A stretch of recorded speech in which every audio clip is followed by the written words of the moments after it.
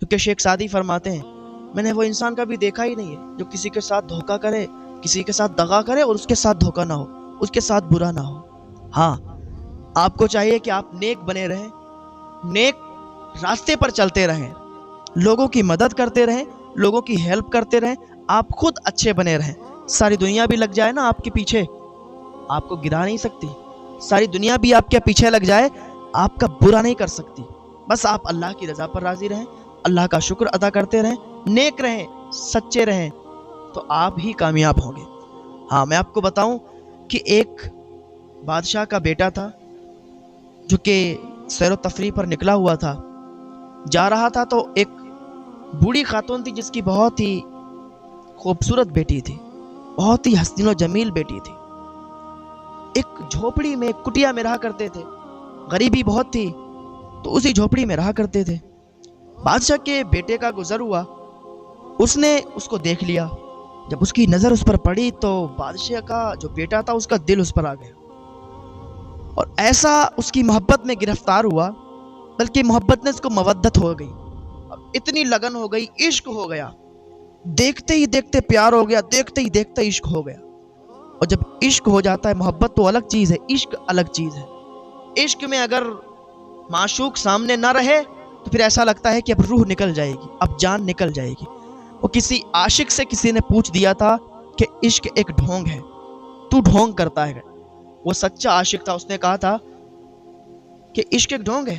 نہیں، تجھے عشق ہو خدا کرے، پھر تجھے اس سے کوئی جدا کرے تو اسی کا نام جپا کرے، اسے تسبیحوں پہ پڑھا کرے، پھر میں تجھ سے کہوں عشق ایک ڈھونگ ہے، تو نہیں نہیں کہا کرے۔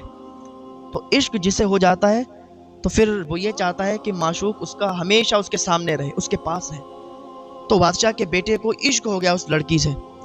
اس نے کہا جلدی سے مجھے میرے بابا کے پاس لے چلو، مجھے میرے باپ کے پاس لے چلو، مجھے اپنے باپ سے بات کرنی ہے۔ باپ کے سامنے آیا لیکن کہنے کی ہمت نہیں ہوئی، اپنے والد سے کہنے کی ہمت نہیں ہوئی کہ میں اس سے پیار کرتا ہوں، میں اس سے شادی کرنا چاہتا ہوں۔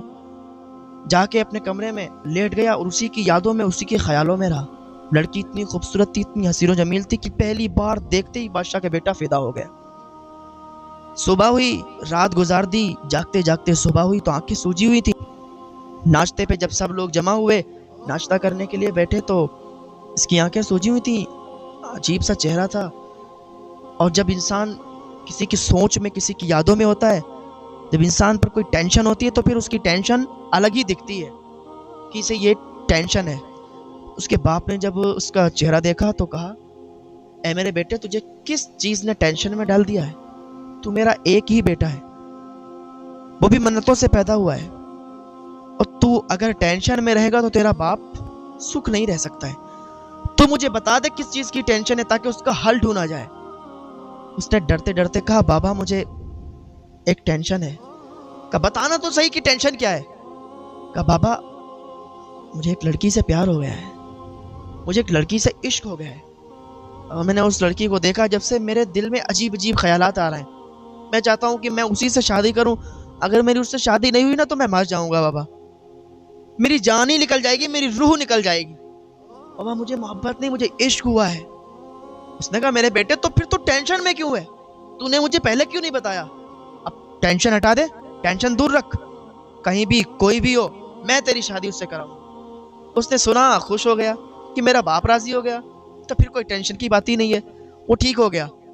اس کے باپ نے جلدی جلدی لوگوں کو جمع کیا، وزیروں کو جمع کیا، اور کہا سنو اس لڑکی کا ایڈریس پتہ لگاؤ کہاں پر ہے وہ، ہم خود جائیں گے رشتہ لے کر اور اپنے بیٹے کی شادی اس لڑکی سے کرائیں گے۔ بیٹا بہت خوش تھا۔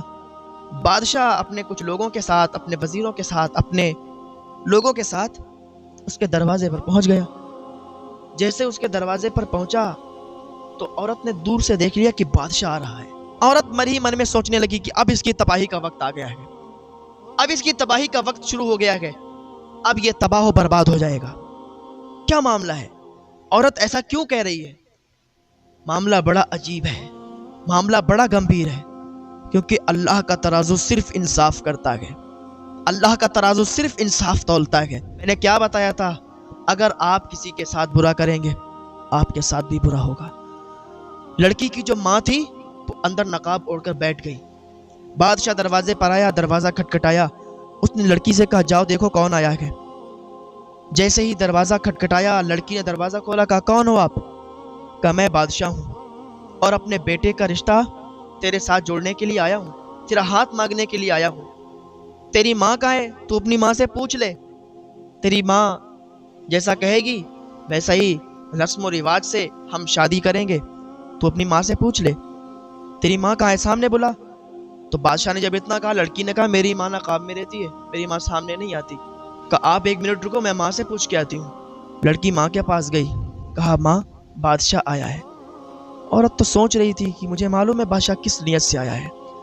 کہا ماں وہ رشتہ لے کے آیا ہے، وہ کہتا اپنے بیٹے کی شادی تجھ سے کرائیں گے، تیرا ہاتھ مانگنے کے لیے آئے ہیں۔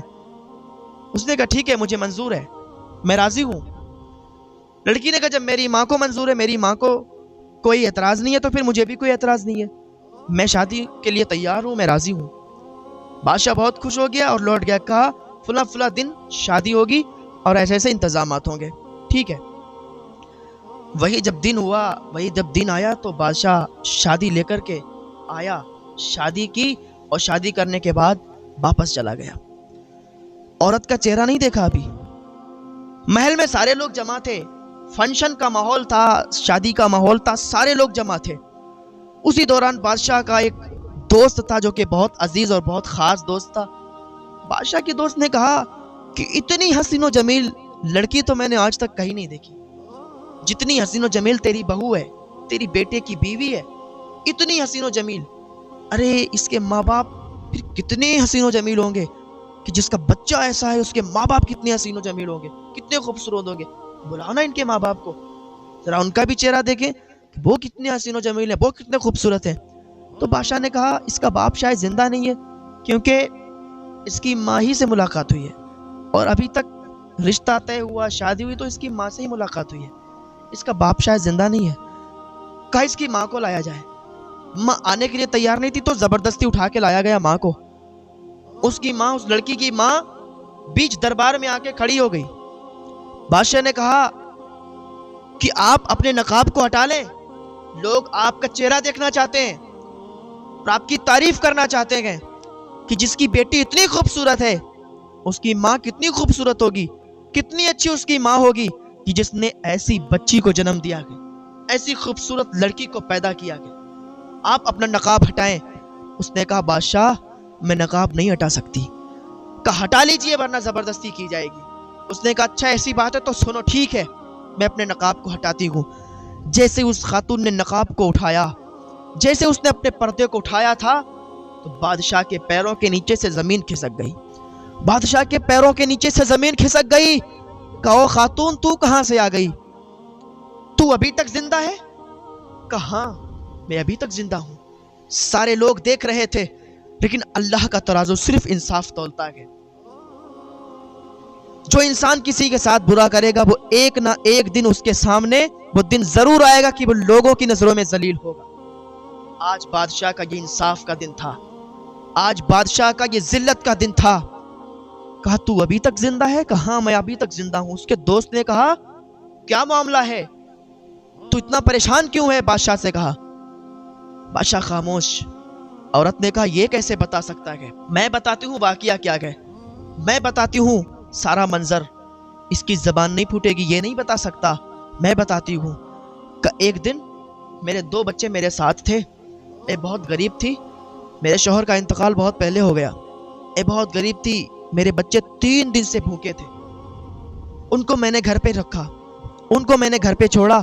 میں نے سوچا بادشاہی ہے جو مدد کر سکتا ہے، بادشاہ بہت زیادہ پیسے والا ہے، تو بادشاہ کے پاس میں آئی، اسی کے پاس آئی تھی اپنی فریاد لے کر۔ میں نے اس کو اپنی فریاد سنائی تھی، میں نے اس سے کہا تھا کہ میری مدد کر دو، میرے 2 بچے 3 دن سے بھوکے ہیں، ان کو کھانا کھلانا ہے، اگر میں نے ان کو کھانا نہیں کھلایا تو وہ مر جائیں گے، ان کی تڑپ، ان کی بھوک مجھ سے دیکھی نہیں جاتی۔ تو پتہ اس نے کیا کہا تھا کہ اگر تجھے روٹی چاہیے، اگر تجھے پیسے چاہیے، تجھے خیرات چاہیے، تو پہلے مجھے خوش کر، پہلے میرے ساتھ بدکاری کر، پہلے میرے ساتھ گناہ کر، منہ کالا کر، پھر میں تجھے خیرات دوں۔ میں نے اس کے سامنے ہاتھ جوڑے تھے کہ اللہ کے واسطے مجھ پر رحم کر، میرے 2 بچے بھوکے ہیں، 3 دن سے بھوکے، وہ مر جائیں گے۔ لیکن اس نے کہا تھا میں کچھ نہیں جانتا، میں سب کچھ نفس کو مانتا ہوں، میرے نفس کو خوش کر دے، مجھے خوش کر دے، میں تجھے خیرات دے دوں گا، تیری بچوں کی جان بچ سکتی ہے۔ لیکن اس نے پتا کیا کیا؟ مجھے 3 دن تک اپنے گھر پہ رکھا تھا، 3 دن تک اس نے میرے ساتھ بدکاری کی، 3 دن تک اس نے منہ کالا کرایا، 3 دن تک اس نے گناہ کروایا، 3 دن تک اس نے بدکاری کی تھی۔ جب میں 3 دن کے بعد اس کے پاس سے خیرات لے کے نکلی تھی نا، میں اپنے گھر گئی تھی، میرے بچے نہیں بچے تھے، میرے بچے مر چکے تھے، میرے منہ سے چیخ نکلی اور میں نے اسے بد دعا دی تھی۔ جو 3 دن تک میں نے اس کے یہاں بدکاری کی، جو اس نے میرے ساتھ بدکاری کی، تو میں نے اسے بد دعا کی تھی، جو میں خیرات لے کے آئی تھی میں نے اسے وہی خیرات واپس کر دی۔ کا کیا مطلب؟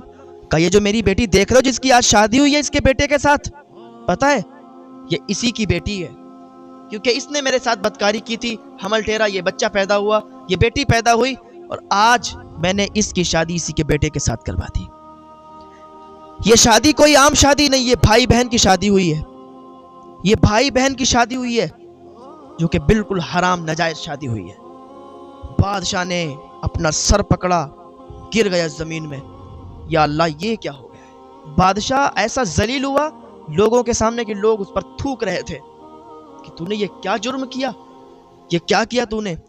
ایک تو اس بے کس بے سہارا کے ساتھ تو نے اتنی زیادتی کی، تو نے ایسا جرم کیا کہ جو معافی کے قابل نہیں ہے، اور پھر آج تو نے اپنی ہی بیٹے کی، اپنی بیٹی کے ساتھ شادی کرا دی۔ سب سے پہلے ان کی شادی الگ کی گئی، ان کو شادی کو رد کرایا گیا، طلاق دلوائی گئی، اور پھر بادشاہ کو قاضی کی عدالت میں پیش کیا گیا۔ قاضی نے اس کے دونوں ہاتھ کاٹ دیے، دونوں پیر کاٹ دیے۔ تو جو برا کرے گا اس کے ساتھ برا ہی ہوگا۔